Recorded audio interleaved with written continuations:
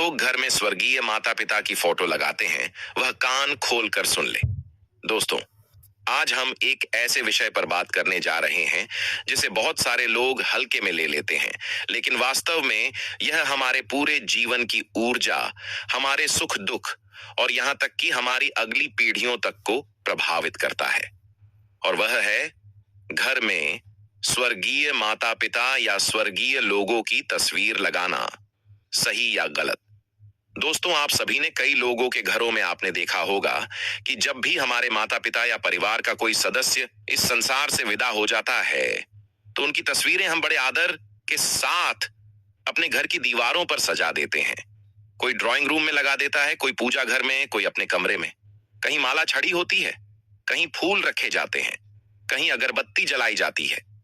लेकिन क्या कभी आपने सोचा है कि इन तस्वीरों को लगाने का भी कोई सही स्थान, सही दिशा और सही तरीका होता है? जरा रुक कर सोचिए। क्या आपने कभी अपने घर की दीवार पर टंगी उस तस्वीर को गौर से देखा है? उन आंखों में झांक कर महसूस किया है कि वे क्या कहना चाह रही हैं? शायद नहीं, क्योंकि हम में से ज्यादातर लोग तो सिर्फ इस सोच के साथ तस्वीर लगा देते हैं कि अरे, ये हमारे अपने थे, इन्हें याद करने के लिए तस्वीर टांग दो। लेकिन आध्यात्मिक दृष्टि से देखा जाए तो यह कोई साधारण काम नहीं है। दोस्तों, शास्त्र कहते हैं पितृ देवो भव, यानी पितरों का स्थान देवताओं से भी ऊंचा है। माता पिता और पूर्वज सिर्फ हमारे जन्मदाता ही नहीं बल्कि हमारी पूरी वंश परंपरा की नींव है। जो ऊर्जा हमें मिली है, जो संस्कार हमारे भीतर आए हैं, वे सब हमारे पितरों की ही देन है। इसीलिए जब उनकी तस्वीर को हम घर में रखते हैं तो वह सिर्फ एक यादगार नहीं रहती, बल्कि वह हमारे पूरे घर के ऊर्जा चक्र को प्रभावित करने लगती है। तो ऐसे में सवाल यह रहता है कि आखिर मृत माता पिता या मृत लोगों की तस्वीर घर में लगाना चाहिए या नहीं, और अगर लगाना चाहिए तो उनकी तस्वीर कहाँ लगानी चाहिए और कहाँ नहीं। लेकिन उससे आप सभी को बता दें कि पूज्य गुरुदेव की कथा के दौरान किसी ने पूछा कि गुरुजी, हमारा घर बहुत सुंदर है, सब कुछ ठीक है, लेकिन पता नहीं क्यों घर में हर वक्त अजीब सी अशांति का माहौल रहता है। न जाने क्यों बार बार बीमारियां घर में घुस आती हैं। पैसा आता है लेकिन टिकता नहीं, नौकरी में तरक्की रुक गई है। तो गुरुजी ने इसका जवाब देते हुए कहा कि क्या आपने अपने घर में किसी स्वर्गीय परिजन की तस्वीर लगाई है?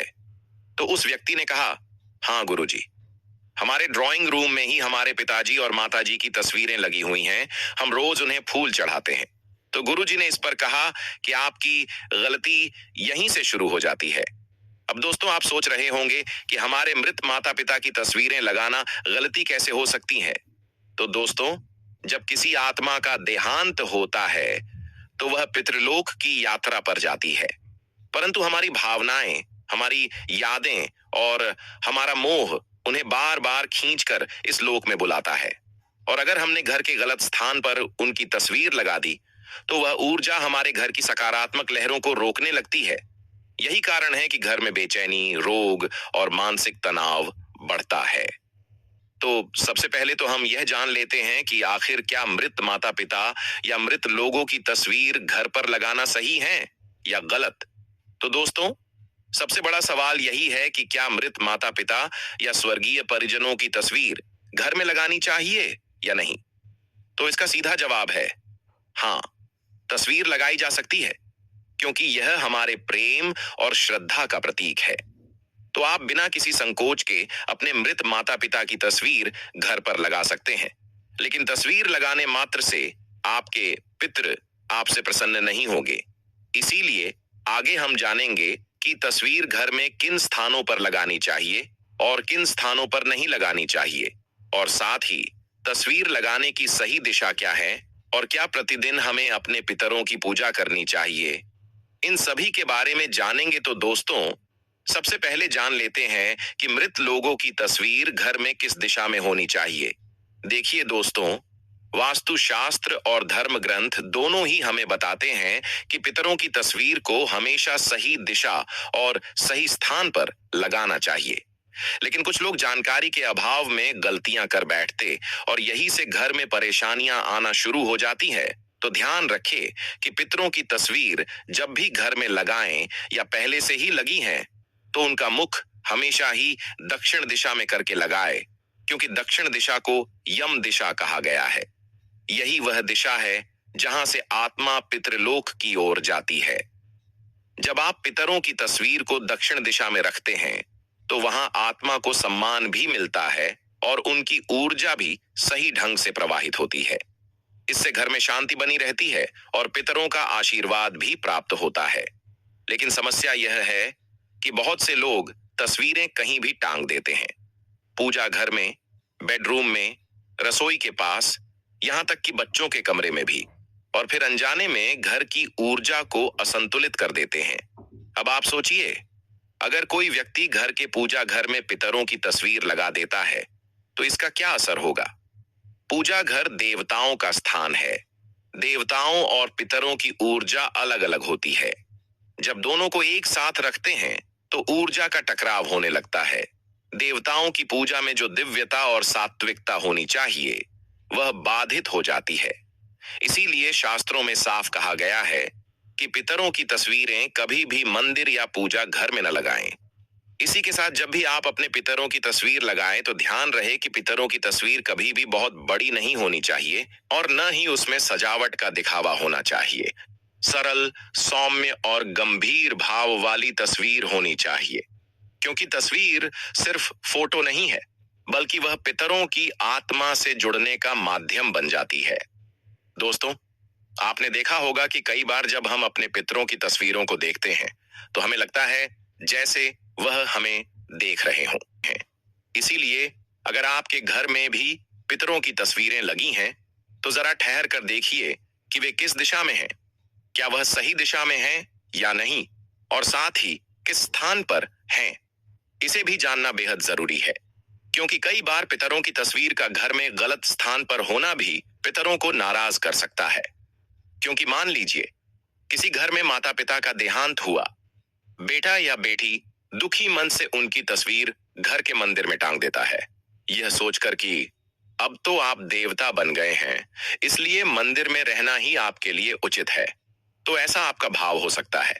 लेकिन क्या पितरों की तस्वीर पूजा घर मंदिर में रखना सही है या नहीं? तो दोस्तों, ध्यान रखें, पितरों को कभी भी पूजा घर मंदिर में न रखें, क्योंकि पितृ और देवता दोनों की यात्रा अलग है। देवता सदैव लोक कल्याणकारी ऊर्जा के रूप में पूजे जाते हैं, जबकि पितृ हमारी वंश परंपरा के रक्षक होते हैं। वे हमारे कर्मों और हमारी श्रद्धा से प्रसन्न होते हैं। मंदिर में उन्हें स्थान देना देवताओं की ऊर्जा में बाधा डालता है और पितरों की आत्मा को भी शांति नहीं देता। इसीलिए जिन भी लोगों ने पूजा घर मंदिर में या मंदिर के आसपास भी पितरों की तस्वीर लगाई हुई है, तो इसे हटा दें, क्योंकि दोनों को एक साथ रखना सही नहीं माना जाता है। इसके बाद क्या पितरों की तस्वीर बेडरूम या बच्चों के कमरे में लगानी चाहिए? तो इसका उत्तर है बिल्कुल नहीं। सोचिए जरा, बेडरूम वह स्थान है जहां हम विश्राम करते हैं, अपनी निजी जिंदगी जीते हैं। यहां पर ऐसी ऊर्जा की आवश्यकता होती है जो हल्की, प्रसन्न और सकारात्मक हो। लेकिन पितरों की तस्वीर एक गंभीर और स्मृति से भरी हुई ऊर्जा लेकर आती है। यह ऊर्जा आपके अवचेतन मन पर गहरा असर डालती है।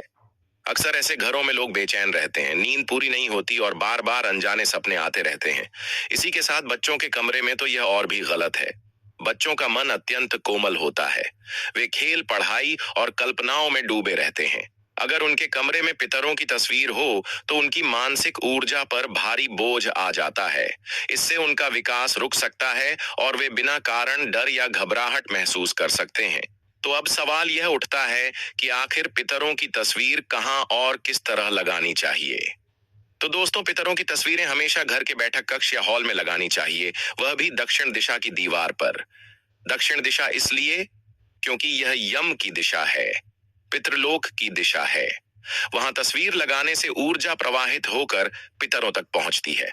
और ध्यान रहे, तस्वीरें हमेशा आंखों के सामने की ऊंचाई पर लगाएं, न कि बहुत नीचे या बहुत ऊपर। तस्वीरें हमेशा साफ सुथरी हों, धूल मिट्टी न जमी हो। अगर तस्वीर के ऊपर माला चढ़ाई गई है, तो वह माला सूख जाने के बाद बदलते रहना चाहिए। अब इसी के साथ पितरों की तस्वीर हंसते हुए फोटो या जीवन काल की खुशहाल तस्वीरें नहीं लगानी चाहिए।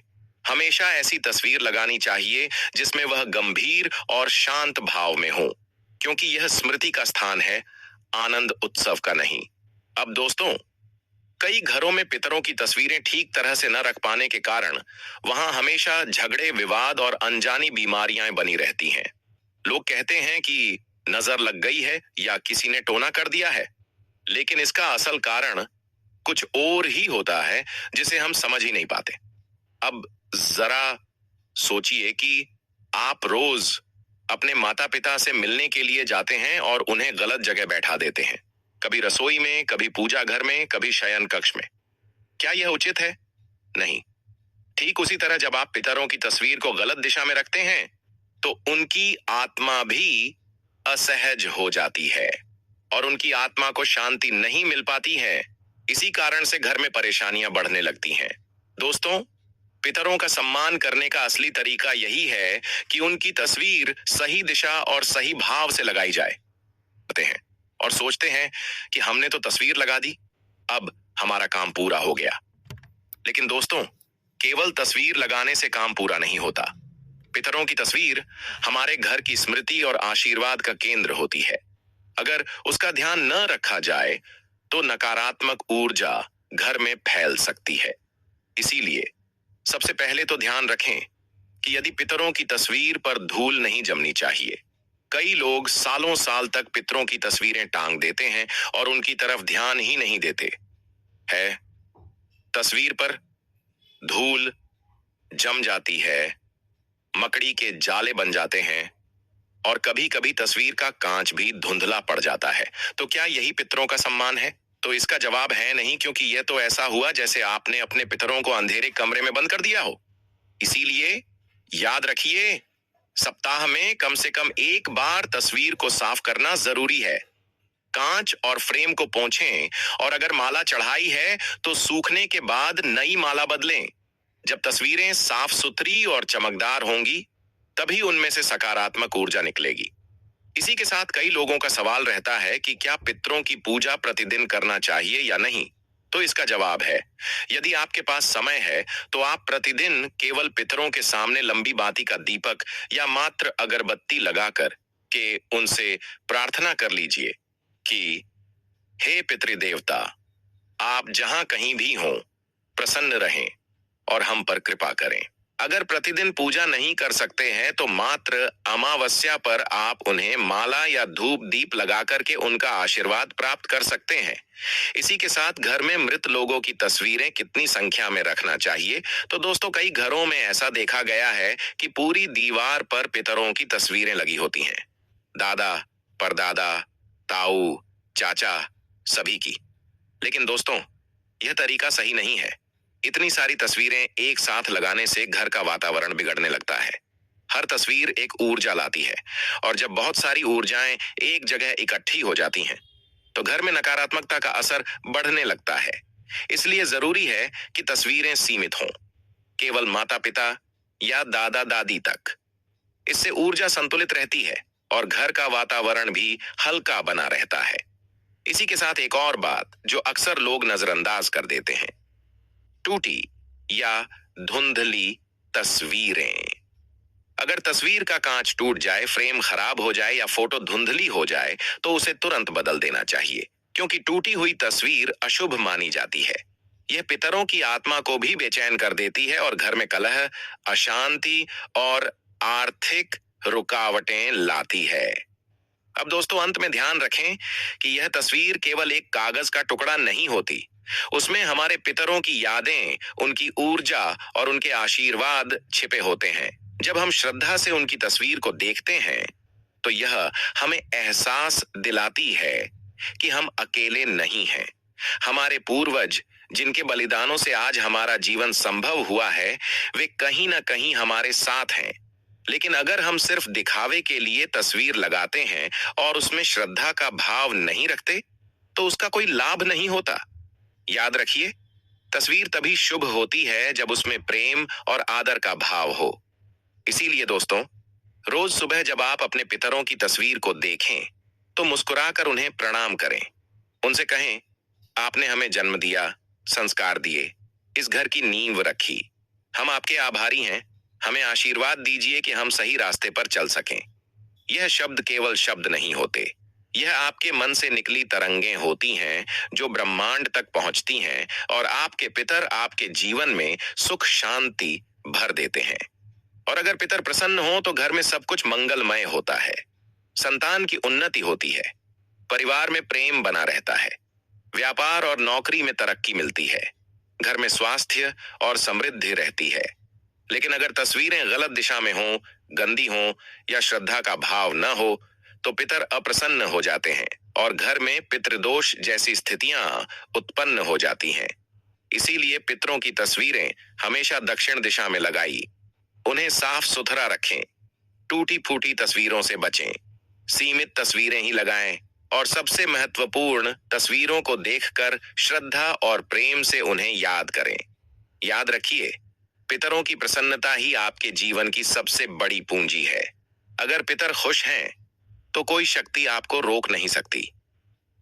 तो दोस्तों, यदि आपको ये वीडियो पसंद आया हो तो वीडियो को लाइक करें, चैनल को सब्सक्राइब करें और कमेंट में जय पितृदेव जरूर लिखें। धन्यवाद।